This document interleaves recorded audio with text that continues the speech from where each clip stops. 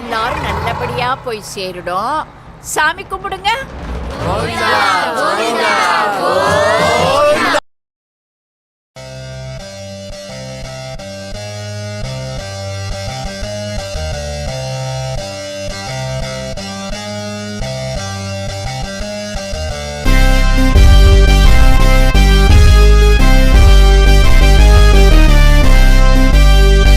மரத்தடியில் இருக்கிற சிவன் கோவிலுங்க இது பாருங்க.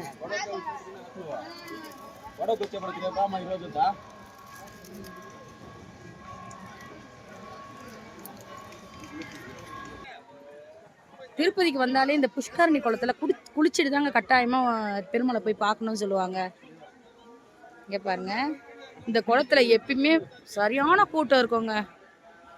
இங்க பாருங்க, இன்னைக்கு எங்கேயோ ஒரு ஜனம் தான் இருக்கு, கம்மியா இருக்கு பாருங்களேன்.